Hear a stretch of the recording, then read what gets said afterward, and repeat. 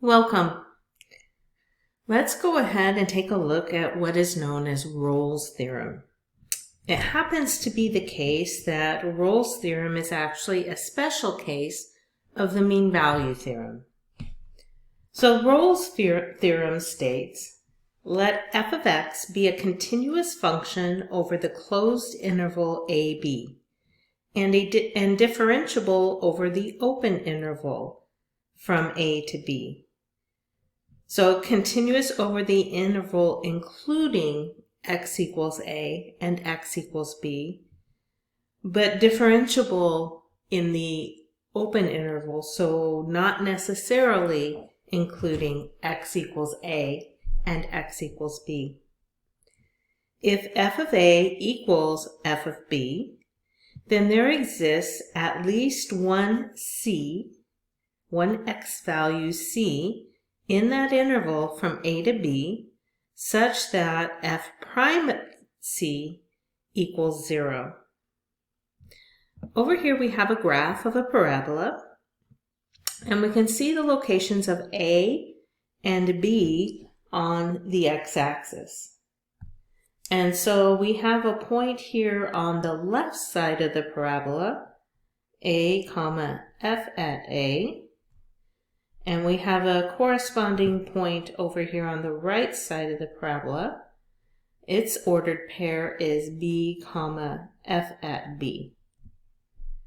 And so what happens in the case that this function is continuous as well as differentiable, you'll notice that the slope of the secant line connecting a f at a to b f at b, the slope of that line is equal to 0. So the Rolle's theorem tells us that because that slope is 0 between f at a and f at b, because f at a and f at b are the same output value, that there exists a point C right here, and we can see this horizontal tangent line. There exists a point C where the tangent line is horizontal, or f prime at C equals 0.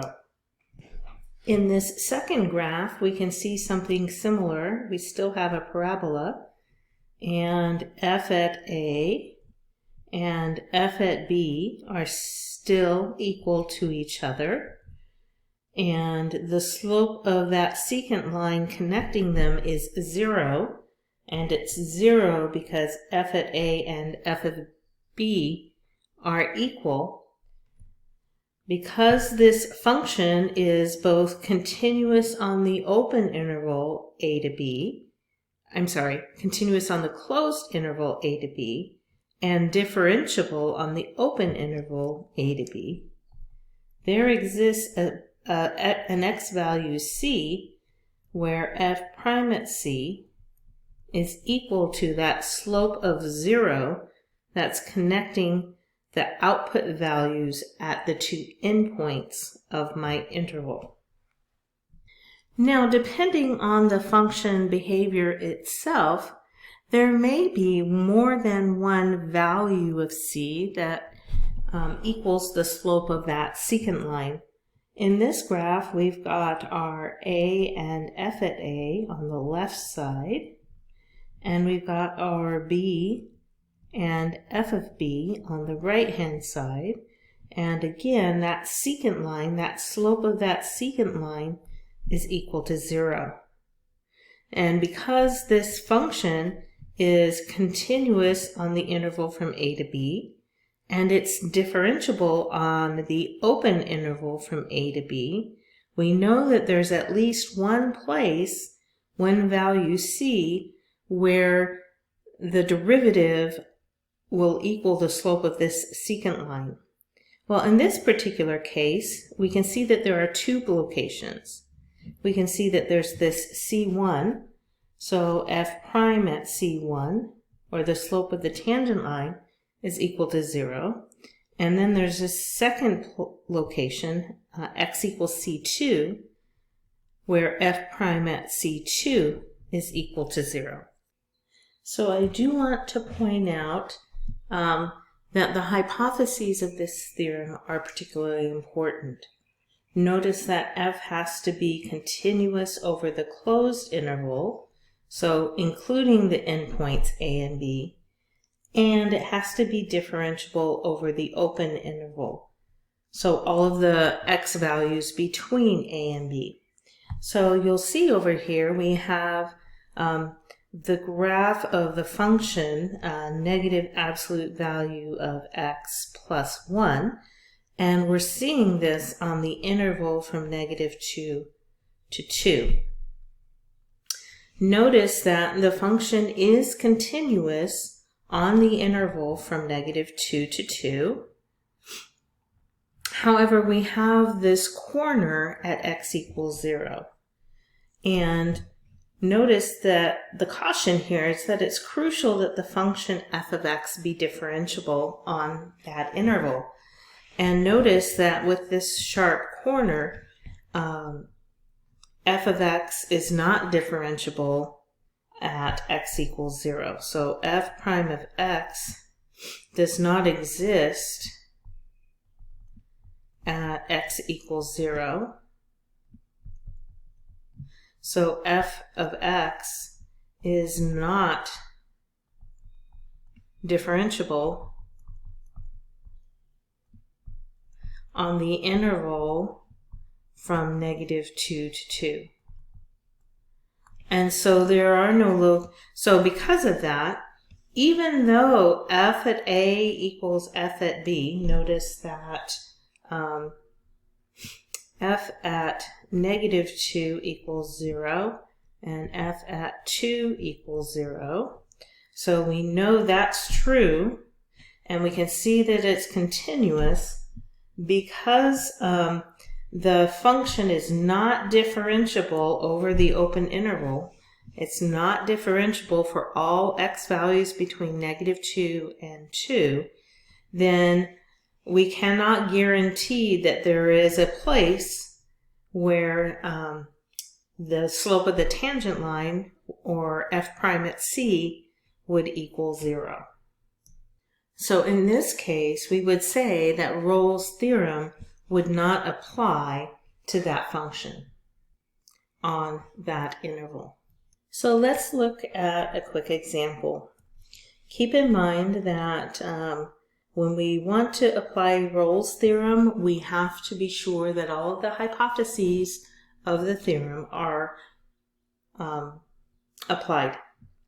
So we have f of x. F of x is a nice quadratic. It's a polynomial. It behaves very nicely, and we're looking at the interval from 1 to 2.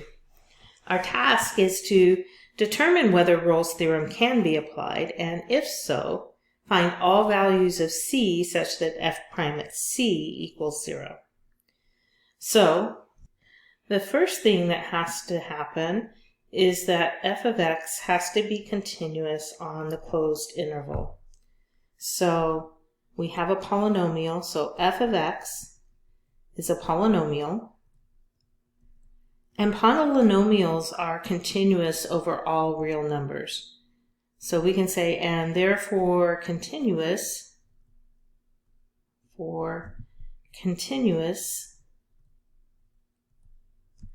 on all real numbers, and certainly the interval from 1 to 2.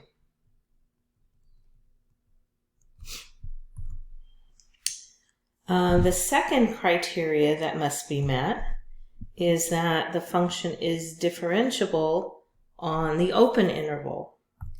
And notice that we're lucky. Again, this is a polynomial. So f of x is differentiable. Polynomials are, in fact, infinitely differentiable. We can continue to apply the power rule ad nauseum. So is a polynomial, and therefore differentiable on all real numbers, and certainly on the interval from 1 to 2. Okay, so it's met the first criteria. This example is meeting the second criteria. Now there is a third criteria, and that is that f at A has to equal f at B. So now let's check. So f at the left endpoint, so f at 1, equals 1 squared minus 3 times 1 plus 2. And that is equal to 0. And then f at our right endpoint, f at 2, would be 2 squared minus 3 times 2 plus 2. So that's 4 minus 6 plus 2. That is also 0. So we've checked all 3 criteria. The function's continuous as needed, differentiable as needed, and the function values at the endpoints do match. So now we can apply Rolle's theorem, and our task then is to find all values of c such that f prime at c equals 0. So we need the derivative of f. So f prime of x equals 2x minus 3. And now we want f prime at c to equal 0. So f prime at c equals 0 implies we're looking at 2 times c minus 3 equals 0. Adding 3 to both sides of the equation, we get 2c equals 3. And dividing both sides of the equation by 2, we get c equals 3/2. So the claim is that f prime at 3/2 will equal 0. Let's just double check that. So if I take f prime and evaluate it at 3/2, I'm going to have 2 times 3/2 minus 3. And 2 times 3/2 is 3 minus 3, and that certainly is 0. So the value of c that we're looking for in the interval from 1 to 2, and notice 3/2 is in that interval from 1 to 2, is 3/2. I hope you find this helpful.